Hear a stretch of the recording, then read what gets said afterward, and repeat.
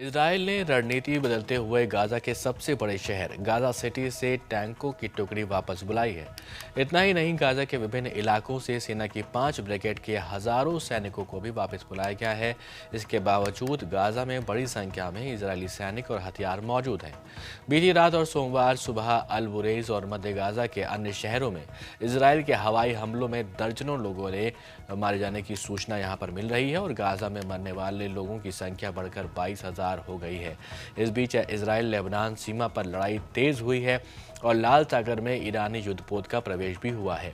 Gaza city के अल मीना, शेख रदवान और तेल अल हवा इलाकों में टैंक हटाए गए हैं, लेकिन मध्य गाजा में अल बुरेज, नुसीरत और मेगाजी में बड़ी संख्या में हवाई हमले हुए हैं। इस क्षेत्र में इजरायली टैंक भी गोलाबारी करते हुए आगे बढ़े हैं। मेगाजी में 10 लोग मारे गए हैं और दीर अल बलाह के एक घर में 7 लोग मारे गए हैं। इसके अलावा दक्षिण के खान यूनिस में भी इजरायली कार्रवाई जारी है। वहां की गलियों में घुसकर इजरायली सेना के कमांडो हमास लड़ाकों से आमने सामने लड़ रहे हैं। हमास ने बीती रात इजराइल पर भी रॉकेट हमले किए हैं। इनसे किसी तरह के नुकसान की सूचना अभी तक नहीं मिली है।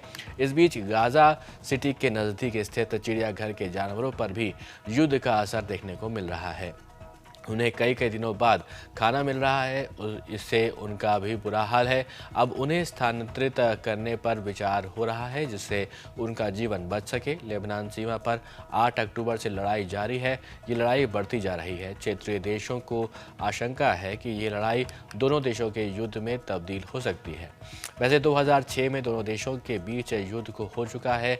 सीरिया के अलेप्पो शहर में इजराइल की ताज़ा बमबारी में 8 लोग मारे गए हैं। इराक में इजराइल के समर्थक अमेरिका के ठिकानों पर हमले हो रहे हैं। लाल सागर में बढ़ रहे तनाव का असर पूरे विश्व पर पड़ रहा है।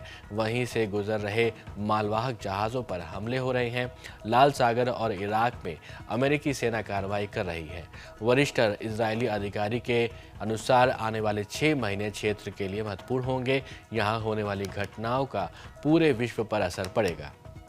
गाजा में युद्ध विराम और बंधकों की रिहाई पर मिस्र की राजधानी काहिरा में चल रही वार्ता में फिर से तेजी आई है। हमास पहले स्थायी युद्ध विराम और इसके बाद 1 महीने के युद्ध विराम पर अड़ा हुआ था, लेकिन अब 2 सप्ताह के युद्ध विराम पर सहमति बनती लग रही है।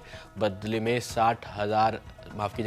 60 इजरायली बंधक रिहा किए जाएंगे। इन बंधकों में सभी महिलाएं और बुजुर्ग होंगे। विदित हो कि यहाँ पर इस समय हमास और इस्लामिक जिहाद ग्रुप के कब्जे में 128 इजरायली बंधक हैं। इजरायली सेना से हमास के लड़ाके गुरिल्ला लड़ाई लड़ रहे हैं।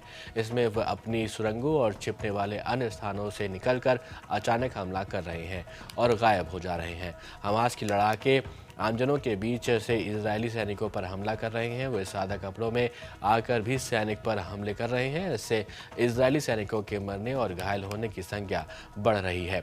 अमेरिका नौसेना का विमानवाहक युद्धपोत USS जेराल्ड और फोर्ड स्ट्राइक ग्रुप करीब 3 महीने की तैनाती के बाद अब भूमध्य सागर से वापस अमेरिका लौट रहा है। 7 अक्टूबर को हमास का हमला होने के बाद गाजा पर इजरायली हमले का समर्थन करते हुए अमेरिका ने इस युद्धपोत को भूमध्य सागर से तैनात किया था। कुछ दिनों बाद अमेरिका ने एक अन्य विमानवाहक पोत USS आइजनहावर को भी भूमध्य सागर में तैनात किया था, लेकिन कुछ हफ्ते बाद उसे अदन की खाड़ी जो है वहाँ पर भेज दिया गया था।